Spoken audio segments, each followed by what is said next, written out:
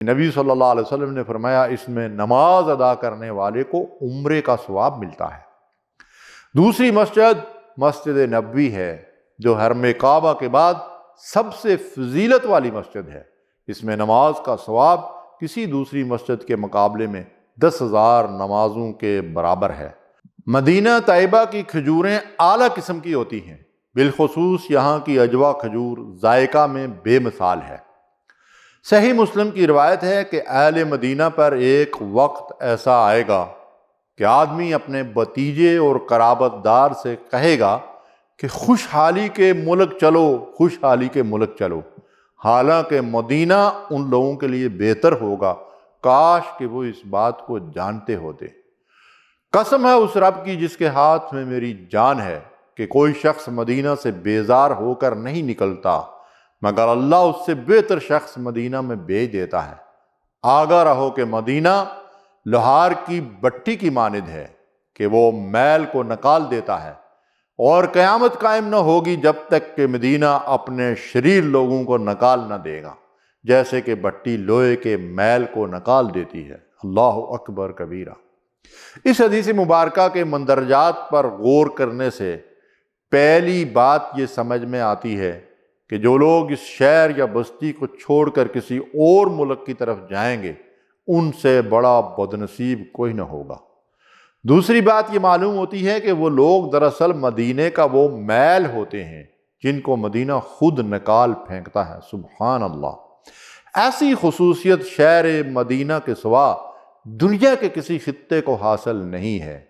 تیسری بات کہ قرب قیامت سے قبل مدینہ شریر لوگوں سے مکمل خالی ہو جائے گا، اور اس شہر اور بستی کے رہنے والے خیر القرون کی طرح ایک مرتبہ پھر صالحین کی بستی کہلائیں گے۔ ناظرین، اس مبارک بستی کو اللہ تعالی سب سے بڑے فتنہ دجال سے بھی محفوظ رکھے گا۔ نبی صلی اللہ علیہ وسلم نے فرمایا اس وقت مدینہ میں داخلے کے لیے 7 راستے ہوں گے اور ہر راستے پر فرشتے پہرا دے رہے ہوں گے۔ دجال اس بستی میں داخل نہیں ہو سکے گا۔ ابن ماجہ، حاکم اور طبرانی نے اس کو روایت کیا ہے۔ ابن ماجہ کی ایک اور روایت ہے اس وقت مدینہ میں 3 زلزلے آئیں گے جو ہر منافق مرد و عورت کو مدینہ سے نکال پھینکیں گے، اور یہ سارے منافقین دجال سے جا ملیں گے۔ اور طبرانی کی روایت میں مزید اضافہ ہے کہ دجال کے ساتھ ملنے والوں میں اکثریت عورتوں کی ہوگی۔ غرض مدینہ طیبہ منافقین سے بالکل پاک ہو جائے گا۔ اس دن کو اہل مدینہ یوم نجات کہیں گے۔ ابن ماجہ نے اس کو روایت کیا ہے۔ مدینہ کی ایک خصوصیت یہ بھی بیان کی گئی ہے کہ آخری وقت میں مکہ اور مدینہ کی طرف دین اس طرح سمٹنا شروع ہو جائے گا جس طرح سانپ اپنے بل میں سمٹ کر گھستا ہے۔ اہل مدینہ انصار کے لقب سے پہچانے جاتے ہیں۔ ان خوش نصیبوں کو مسلمانوں کا مددگار اور ہمدرد ہونے کا شرف حاصل ہے۔ مکے کے لٹے پٹے مہاجرین کے ساتھ انصار کی ہمدردی اور محبت و رشتہ اخوت پر بھی بازی لے گئی۔ اللہ کے نبی صلی اللہ علیہ وسلم نے فرمایا انصار سے محبت نہیں رکھے گا مگر مومن، اور انصار سے بغض نہیں رکھے گا مگر منافق۔ یاد رہے کہ آج کے اہل مدینہ انہی انصار کی اولاد ہیں جن کے ایمان کو اللہ تعالیٰ نے معیاری ایمان قرار دیا ہے۔ ناظرین، یہ ایک حقیقت ہے کہ آج بھی اہل مدینہ کا رویے اور انسانوں سے محبت اور دوسروں کی خدمت مثالی ہے۔ میرے بہت سے ملنے والے جن کو مدینہ میں زیادہ وقت گزارنے کا موقع ملا وہ اس بات کی گواہی دیتے ہیں کہ آج بھی اہل مدینہ انسان دوست اور اخوت اسلامی کا بہترین نمونہ ہے۔ حج عمرے کے دوران بھی ہم نے اہل مدینہ کو دوسروں کے مقابلے میں بہترین انسانی اور اسلامی اخلاق کا حامل محسوس کیا۔